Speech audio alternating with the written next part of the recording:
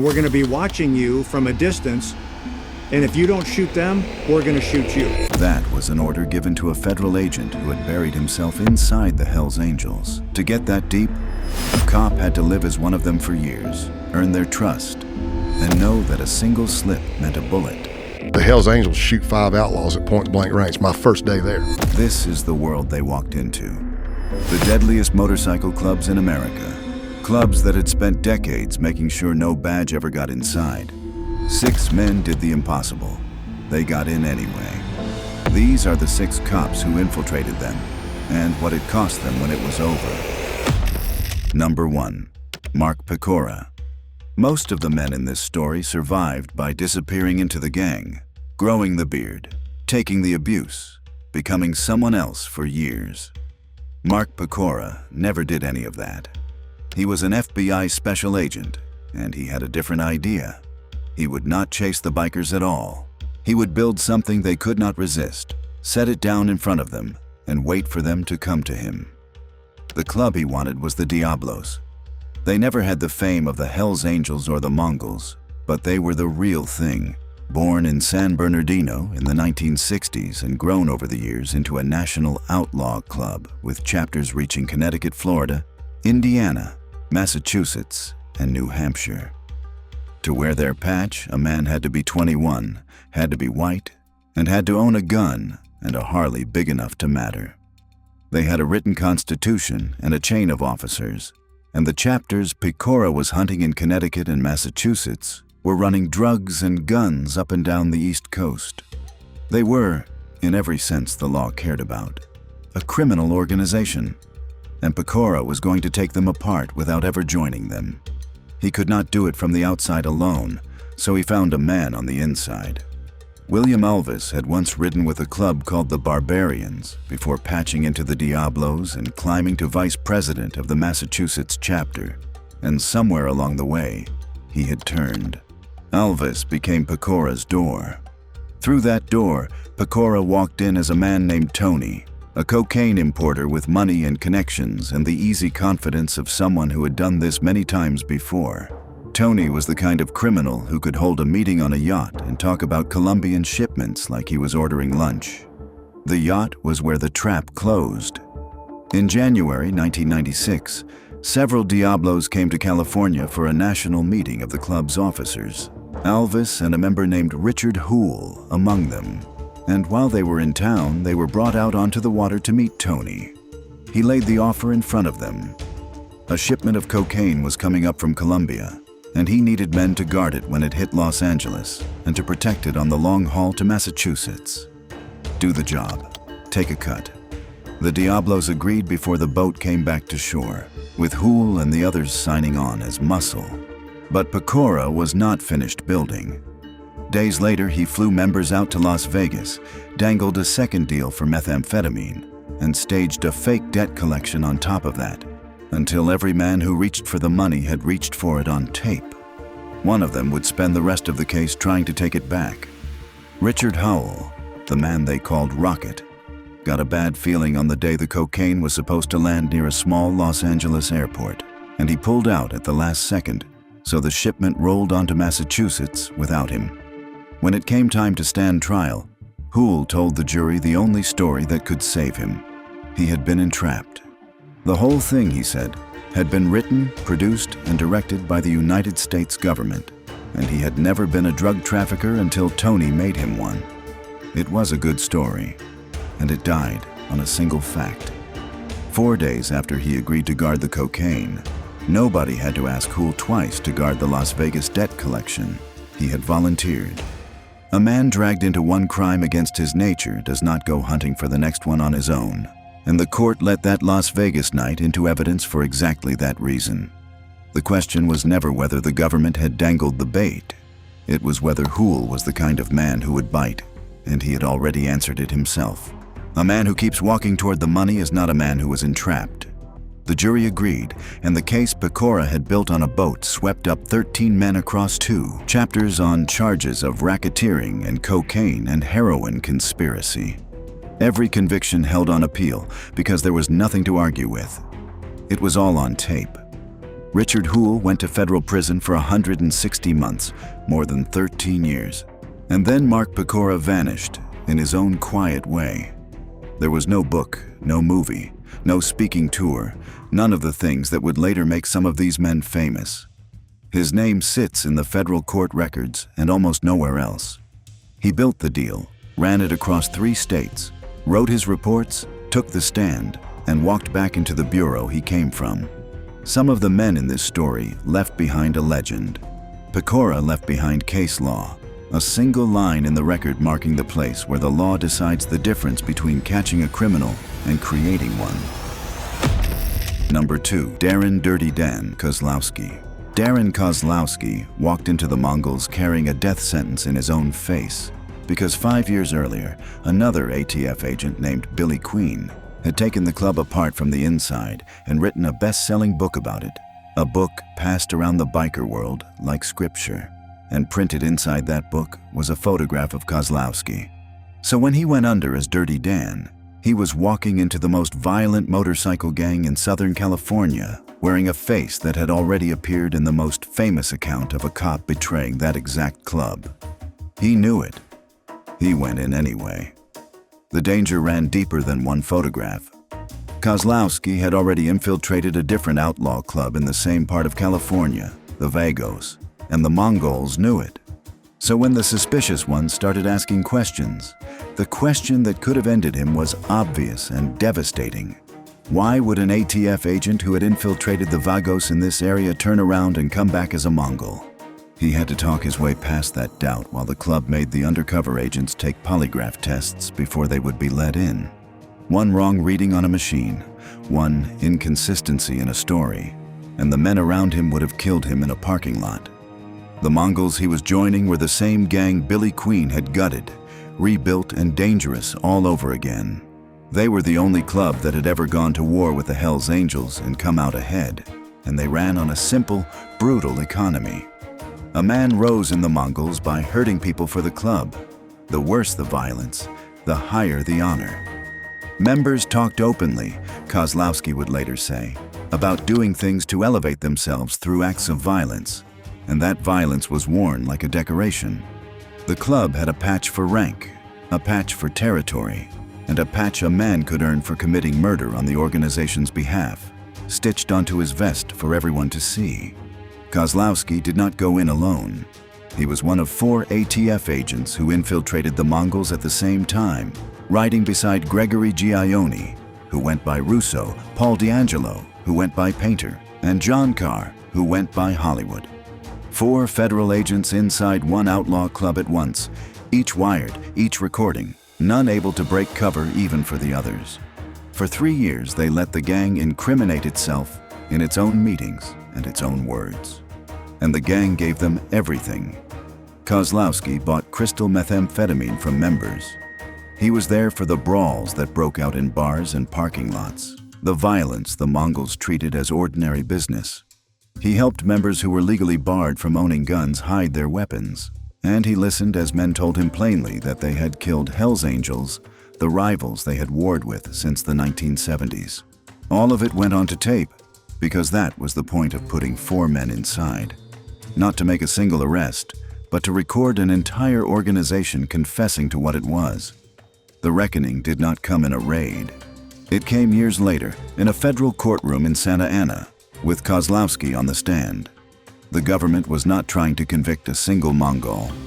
It was trying to convict the Mongol nation itself, the club as a legal entity, and seize the trademark to its own patch, the cartoon figure of Genghis Khan on a motorcycle. If the government won, no Mongol anywhere in America could wear his colors again. The plan was to take the jackets off their backs by law. Kozlowski was the man who could make it happen. He testified to the club's rules, its ranks, and its patches, and he walked the jury through recordings of the violence he had watched firsthand. Defense attorney told the jurors the whole thing was absurd, that it was the deep state at work, that the agents who had gone inside were just chasing book deals, and that the Mongols had done nothing to deserve losing their name. Kozlowski sat through all of it as the one man in the room who had actually lived it. The broader investigation had already broken the club. producing guilty pleas from 77 members, while the fight over the patch dragged through the courts for years. But what set Kozlowski apart from the other men in this story is what he did when it ended. He did not write a book. He did not retire into a life of speeches and documentaries. He went back to the ATF and kept working, his name surfacing only in the court records of the cases he built. Number 3. Scott Payne. Hours before a major drug deal, the Outlaws called Scott Payne down to a room in their clubhouse he had never been allowed into. He had been in that building many times, but there was one door that had always stayed shut to him, and now they were walking him through it. When he got down to the basement, they told him to take off his clothes. All of them? They were going to search him for a wire, and Payne was wearing one. He had recording devices and transmitters hidden against his body, and there was no version of the next few minutes where talking his way out was an option. As they searched him, the man patting him down, someone Payne had come to think of as a friend, ran his fingers over the exact spot where the equipment was hidden. Payne held still, and somehow the search missed it. The camera was hidden in a place too sensitive for him to ever describe, and it survived. Later that night, when the fear turned to rage, he hissed at them in private that the next day, before the drop, he was going to make every one of them strip. That was the life Scott Payne had signed up for. He grew up in South Carolina on motorcycles, with tattoos and earrings before he ever carried a badge. The kind of big, easy Southern man who could walk into a biker bar and make friends inside an hour. 6'4", 260 pounds, full tattoo sleeves. He had started in a county sheriff's office, worked vice and narcotics, and joined the FBI in 1998. Inside the bureau, they called him Big Country. The way he described his own method was simple. He never acted, because acting gets you killed. He just went out there and became darker shades of himself. The club he was sent against was the Outlaws, the oldest outlaw motorcycle club in the world, locked in a war with the Hells Angels that had been running since 1972 and was still hot while Payne was inside. The Massachusetts chapters he targeted were moving stolen vehicles, drugs, and guns, and there was no part-time version of that life. Payne went in as a Harley-riding, whiskey-drinking site survey specialist who traveled the country for Texas investors, a man who slowly let it slip that he was mixed up in crime himself. He never reached for a full patch. He built himself into a trusted, high-ranking associate instead, and he did it while moving through the Outlaws' shooting war with the Hells Angels without ever breaking cover. To hold his credibility, he committed 6 crimes with them over 18 months. His tightest bond was with a member so much like him that, as Payne put it, they finished each other's sentences and thought the same way about everything except the crime. The operation was called Roadkill, a 2-year FBI investigation out of Boston aimed at the Taunton and Brockton chapters, and it ended in a string of federal arrests and convictions, with one Brockton member alone sentenced to 21 years. But the Outlaws were only the beginning for Scott Payne. He did not stop at biker gangs. He went on to infiltrate some of the most dangerous extremist groups in the country, and he took a new code name to do it: Pale Horse. They inducted him into the Ku Klux Klan in a field in Alabama, blindfolded and on his knees, brought in by a man in a green gown. And afterward, he played music at their rallies for months, falling back on Leonard Skynyrd because, as he put it, you cannot rock Hendrix for the Klan. He infiltrated the Aryan nations in Tennessee, and in 2019, he went into a Georgia cell of a neo-Nazi group called The Base. Men who were not marching in the streets but training for a race war, planning to blow up power grids and kill public officials. At one of their rituals in the woods on Halloween, Payne watched them try to sacrifice a goat, fail, twice, slit its throat, fill a chalice with the blood, and pass it around the circle. By the time it reached him, the blood had thickened into lumps, and he touched a pinky to his lips to make it look real while recording everything on hidden audio. His work helped stop a planned synagogue attack in Myrtle Beach, where he handed the suspect a gun with no firing pin and watched agents swarm him in a parking lot.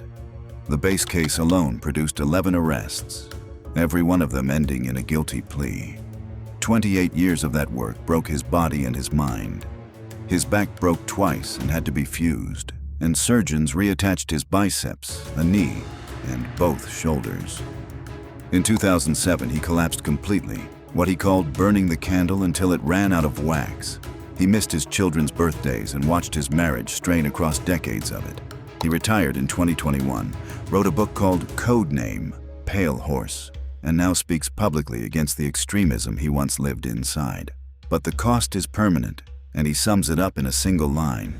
The things he saw, he says, he is never going to unsee. Number 4. William Billy Queen.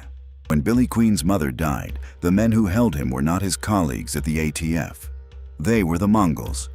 Every member of the most violent motorcycle gang in Southern California came to him, told him they were sorry, and told him they loved him. His own agency told him something else. They told him to stop grieving and get back to the job. And in that moment, Queen understood the thing that would follow him for the rest of his life. The men who loved him had no idea who he was. They loved Billy St. John, but they would kill Billy Queen. Billy St. John was the man Queen had built. The real Billy Queen was the son of an ATF agent, a Vietnam veteran who had served with the 82nd Airborne and come home with a Silver Star, a former cop and Border Patrol agent with nearly 20 years in the ATF. He was also a lifelong rider who owned a Harley, which was part of why the agency picked him for the job that would nearly destroy him.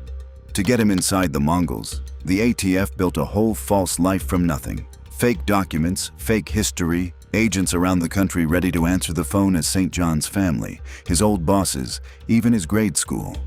They had to, because the Mongols handed prospects an application pages long and hired a private investigator to check it. The fake life had to survive that. It did. The chapter Queen targeted was the San Fernando Valley, the most violent chapter of the most violent gang in the region, part of an organization that trafficked in drugs, stolen motorcycles and guns, and that committed random beatings and murders for entertainment. Queen went in as Billy St. John, a bearded, long-haired biker who liked beer and his Harley. And he started where every prospect starts, as a hang-around, drinking and fighting alongside the club for months before they let him join. They gave him a nickname, Billy the Slow Brain, and he leaned into it. Because a man who seemed a little dim drew less suspicion, he rose to chapter treasurer and then vice president. He wore a wire through all of it, knowing exactly what discovery meant. There was nothing the ATF could do to save him if it went bad, he said. If it went bad, it just went bad, and he was alone. Over 28 months, the longest single undercover biker operation in ATF history, he watched barroom brawls and group beatings and the systematic abuse of women the club treated as property. He faked snorting methamphetamine to pass loyalty tests. He nearly killed a man who came at him with a knife. He stitched up the face of a Mongol's girlfriend after her boyfriend beat her, because stepping in would have blown his cover. And the real danger was never just the wire. It was quieter than that, and it crept up on him. Being Billy St. John started to feel true. After his mother died and the gang wrapped its arms around him, Queen admitted he truly wanted to be a Mongol, that he even thought about telling them the truth and walking away from the whole operation. He wrote about a member named Rocky embracing him with what he could only call genuine affection, and how strange it was to know the love was real, even though the man it was aimed at did not exist. His own verdict on it was chilling and simple. Those gang brothers, he believed, would have died for him, just like a fellow officer would. The bonds were not fake. That was the problem. In the end, he chose his real life, and it cost him to do it. On May 19th, 2000, almost 700 lawmen across 4 states hit the gang at once, and 54 members were arrested, 53 of them convicted. The ATF called it the most successful biker gang penetration in its history. But the man who earned the medals was wrecked. He went into witness protection under 3 names. 2.5 years beside loud motorcycles had left him with permanent hearing loss. He had barely spoken to his wife and children through the operation, and the relationship never fully recovered. And the threat never ended. He still sleeps, he says, with a shotgun beside his bed, because there are 1,000 outlaw bikers out there who would love to kill Billy Queen. He wrote a book about it called Under and Alone, and people have asked him many times whether it was worth it. His answer never changes. If he had it to do over again, he would not do it. He said it once in a news clip and then said it again several more times in the same room, as if saying it enough might finally make it feel settled. Number 5. Ken Croke. The Pagans had one boast they had kept their whole existence. No cop had ever gotten inside them. The FBI had called them the most violent crime organization in America, and still never managed it. Ken Croke broke that record, and he did it at the end of a career when he could have simply coasted to retirement.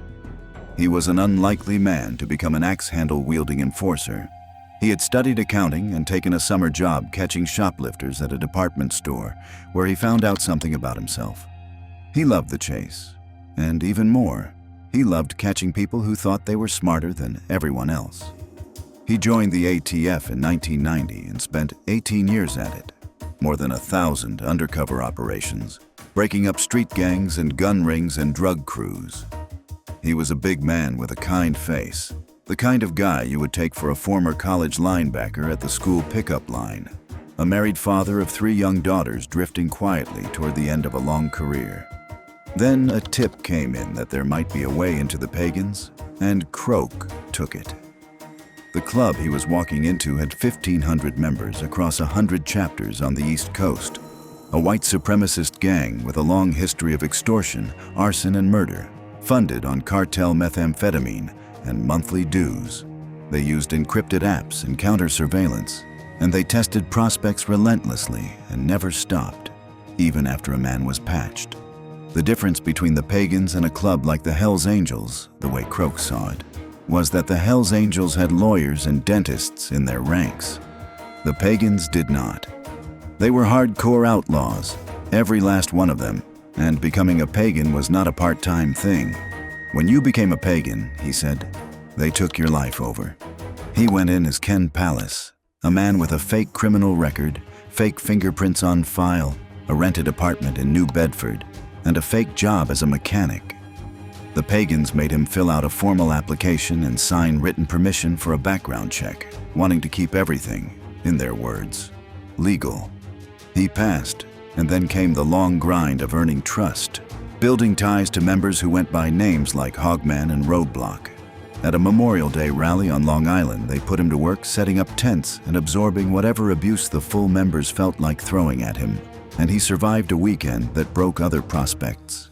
Looking out over what he called a stinky sea of outlaws, miles from his cul-de-sac and his daughters, surrounded by killers and drug dealers, he admitted the truth of it. He was getting a rush. He eventually earned his patch and a nickname that came from putting a man down hard in a bar brawl. They called him Slam. What he saw inside was the daily machinery of a violent organization. He watched the gang shake down small businesses along a New Jersey boardwalk in a resort town where his own family had vacationed for years. He learned to perform violence without committing it, once throwing glancing punches at a wall instead of a man and bloodying his own hand to sell it, and when a member raised a boot to stomp a downed man's skull, swinging his own leg in to block it. A gang member handed him a bomb in a restaurant bathroom one night, and he managed to turn it over to law enforcement while convincing the gang it had been used to blow up a boat. He was ordered into a plan to stab a man and throw him off a roof, and found a way to kill it without breaking cover. He drove to a house with members who meant to murder the man inside, knowing that if the target was home, he would have to come out of role and stop it, ending everything, and the target was not home.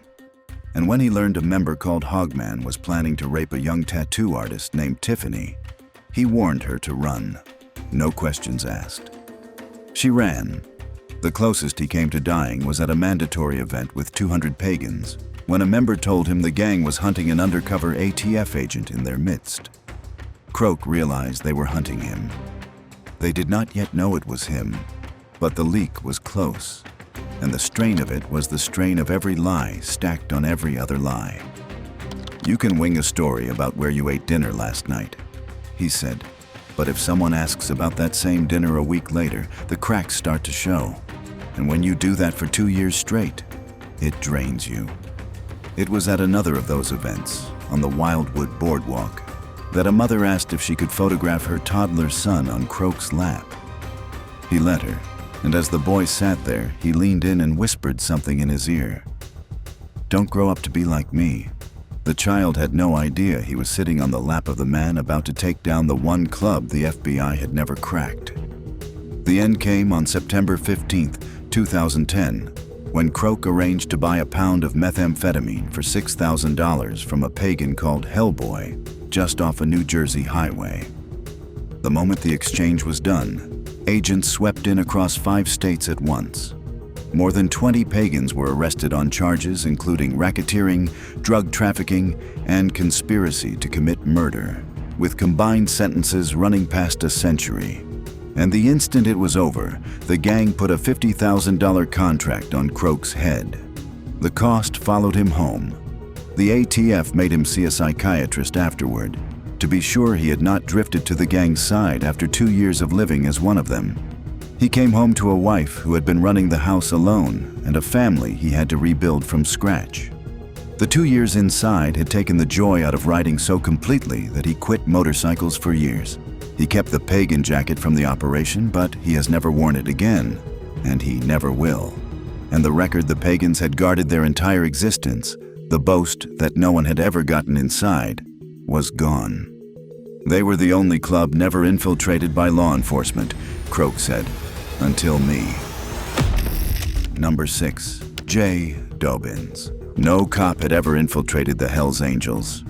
In the entire history of the most powerful outlaw motorcycle club on Earth, their wall had never once been broken from the inside, and the people whose job was to break it thought it could not be done. J. Dobbins is the man who did it, and the story of how and what it cost him after is the most extreme version of everything in this video.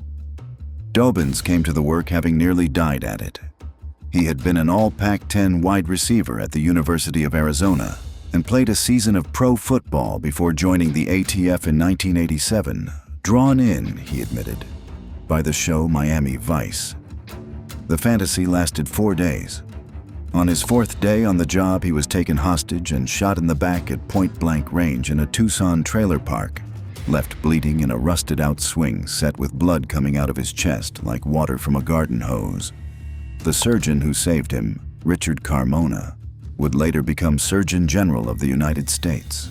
Dobbins lived, and the brush with death left him addicted to the adrenaline of the work, an addiction that carried him through 27 years and more than 500 operations playing hitmen and debt collectors and gun runners. The operation that made him began with a massacre. On April 26, 2002, at the River Run Rally in Laughlin, Nevada, a brawl and shootout broke out between the Hells Angels and the Mongols inside Harrah's Casino, leaving 2 Angels and 1 Mongol dead. The ATF handed Dobbins the impossible job of getting inside the Hells Angels. He shaved his head, sleeved both arms in tattoos, and became Jaybird Davis, a chain-smoking gun runner and debt collector. He never tried to pass as a real biker, knowing he would be sniffed out in a day. He played a gangster trying to break into their world instead. The way in was one of the most audacious schemes in the history of undercover work. Instead of approaching the Hells Angels directly, the ATF built a fake biker gang.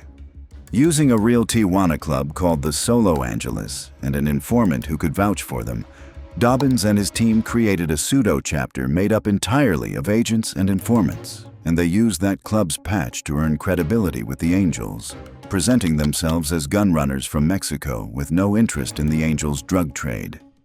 It was 2 infiltrations stacked inside one. They infiltrated one gang purely to gain the standing to infiltrate another. To prove he was a real criminal, Dobbins had to do something no story could fake. He had to convince the Hells Angels that he had murdered a Mongol.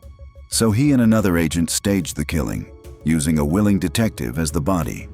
They duct-taped the man, covered him in cow brains and a blood-soaked Mongol vest seized from an old case, and photographed him in a shallow grave, made to look as though he had been beaten with a bat and shot in the head.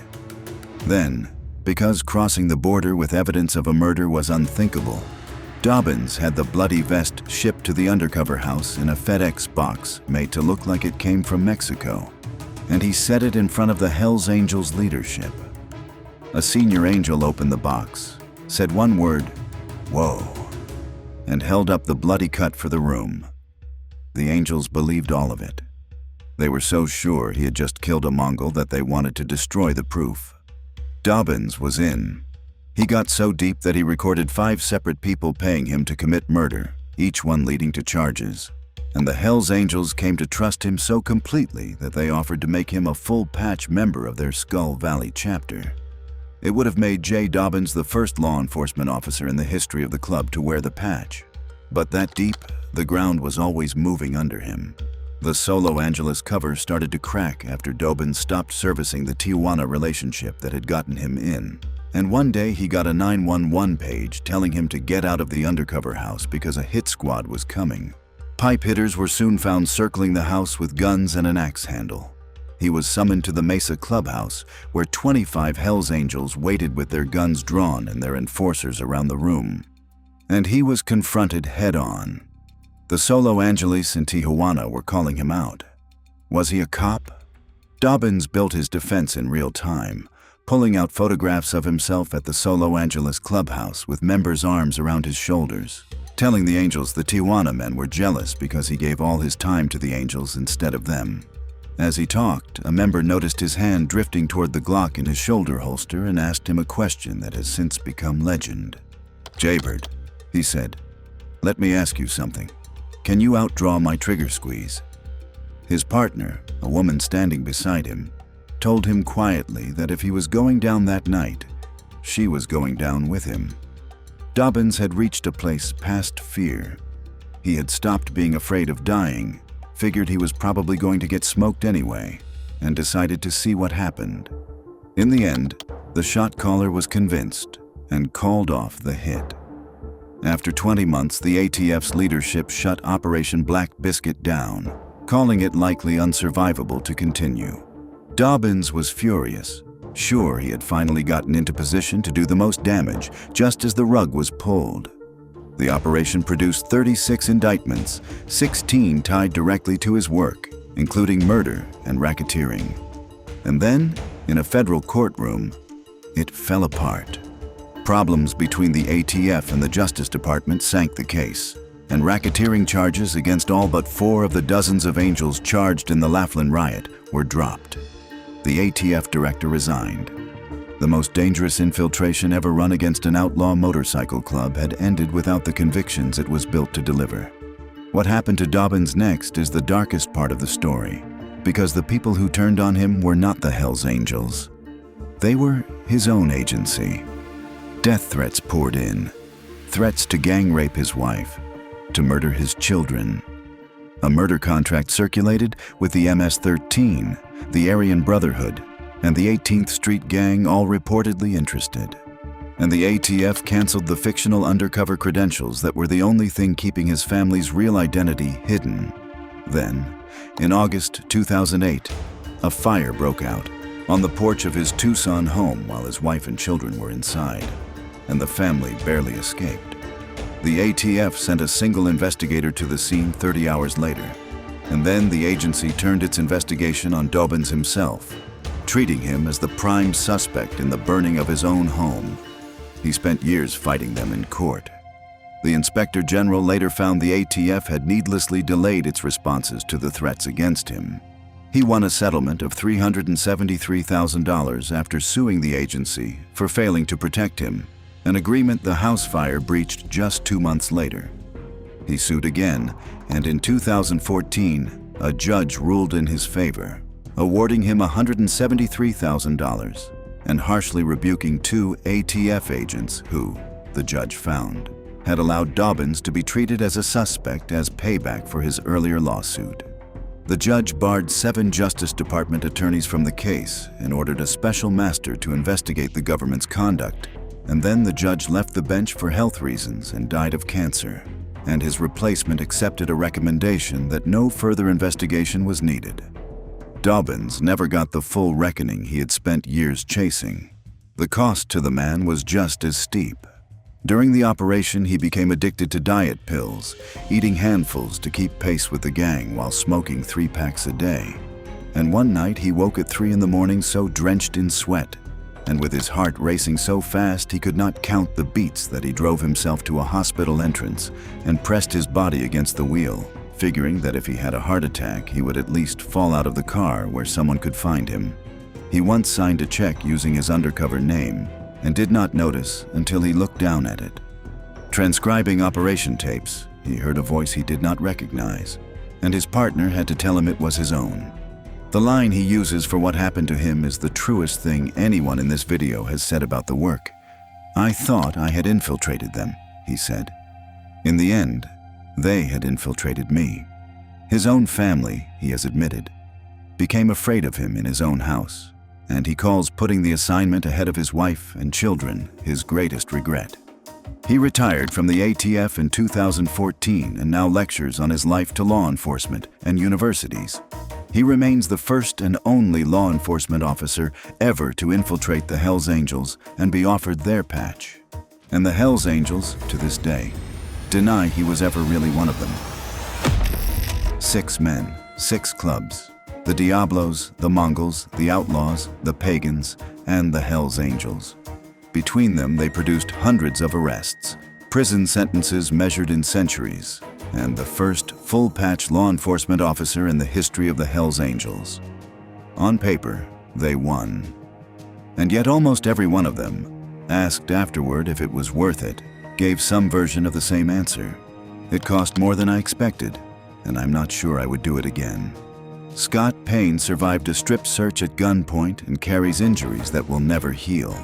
Billy Queen still sleeps with a shotgun beside his bed.